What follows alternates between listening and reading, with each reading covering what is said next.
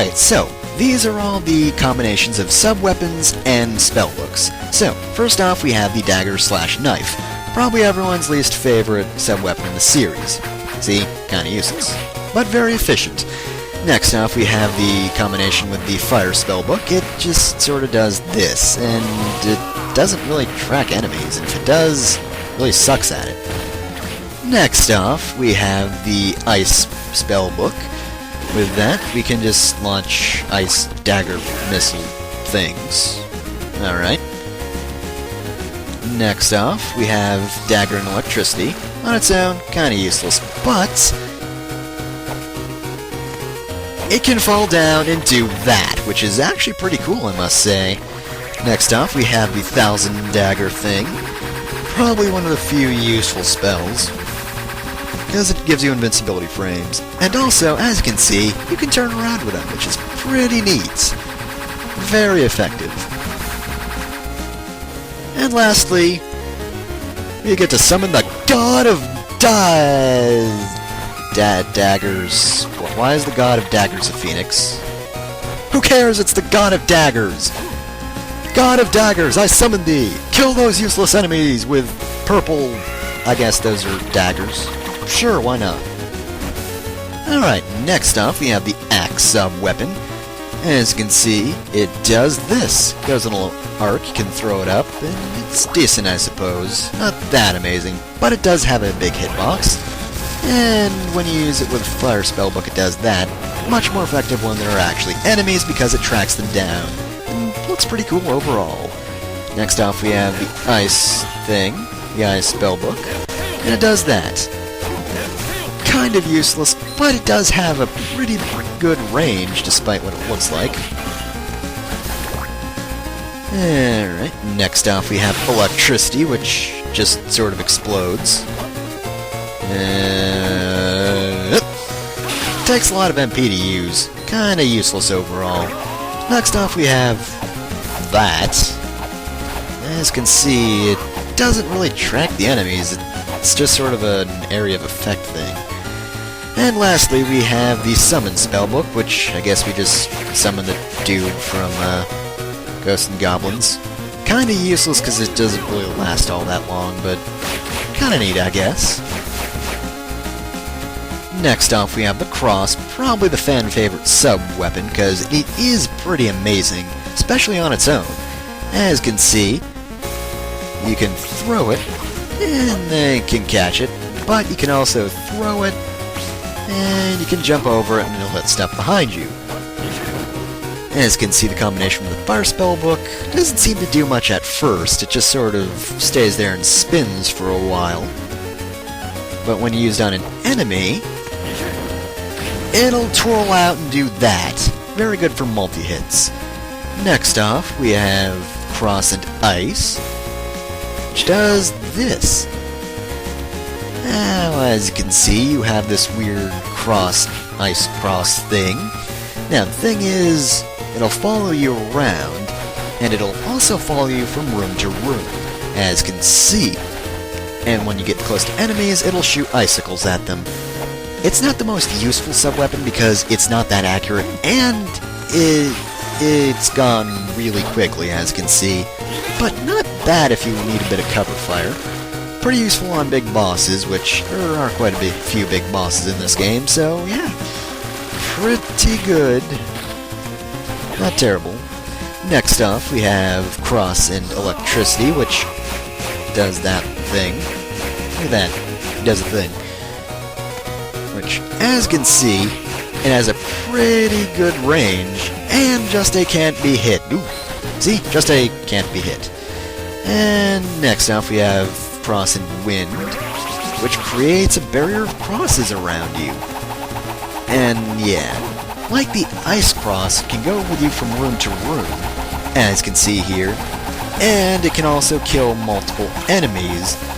Keep in mind, every time you hit something, it will get smaller. It takes 2 hits for a cross to dissipate, and yeah, as you can see, we're losing more and more every time we hit a zombie.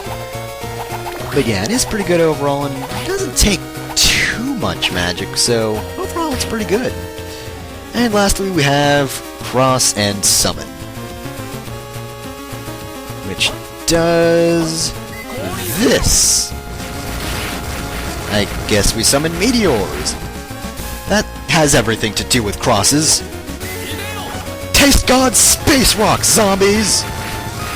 Yeah. What do you think of the holy space rock, Ow. Alright, next up we have my personal favorite, the holy water. You can throw it at the ground, and it'll do that. It can travel up walls, which is pretty neat. We also have the fire ability, which is kind of useless. It just sort of bounces off on the screen boundaries. Next off we have the ice cross. Ice holy water. And it does that. Kinda useful because it shatters and hits the enemy. Next off we have electricity, which is decent I suppose. It's good for multi-hits against bosses, but it doesn't really track the enemy, and if it does, it's not good at it. It is erratic. And of course we have Hydrostorm. No need for any more explanation than that. And lastly, we have the summon for holy water, which is some lady who sparkles some water all over the place, I guess. Look at her go! Woo! Next off, we have the Holy Book, which, on its own, creates a shield? Not really that useful, but with fire, it turns into a tornado. Thank you, Fire Spellbook, for actually making the Holy Book useful. That sounded blasphemous. Next off, we have the Ice Spellbook, which does that. It is very helpful, I must admit. Probably the best Holy Book spell you can get. Next off, we have Electricity. And you know what? I lied. This is the best ability. Look at this. It helps you. It comes between... It goes from room to room, that's what I'm trying to say. And you can just shove your face in enemies, and they will die. That's right. I could just dash through everything. Where was this ability when I needed it? AKA every segment of the game. Seriously, just shoving my damn face in everything. Look how long it lasts. This is great. Seriously awesome.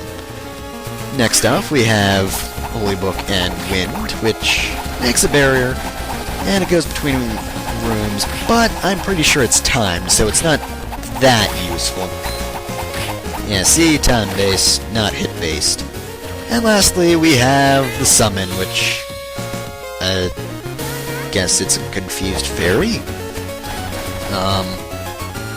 Alright, gonna do anything against the enemy? Oh, there we go! Okay, well, let's try that again. Come, fairy! Deliver unto thine zombies the squeaky hammer of justice! Oh, that... you want to do that again? Okay, kill more than one thing. Come on, you can do it, you can do it. Come on, do the other thing again. You were like spinning around the room and all that. That was kind of useful. Come on, one more try. Come on, you can do it. Come on, do something. Oh, fine, I'm better at murder than you are.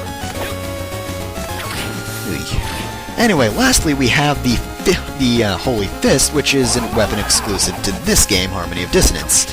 On its own, it does that little punchy thing. Not too useful because it slows you down. When paired with the Fire Spellbook, it shoots some fire bullet things. Look at it go. Go slow-moving projectiles that explode.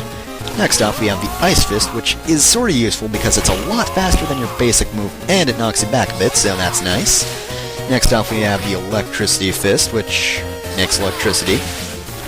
Next off, we have the Wind Spell, which shoots, I guess, Hadoukens. Hadouken! And lastly, we have the Summon, which summons...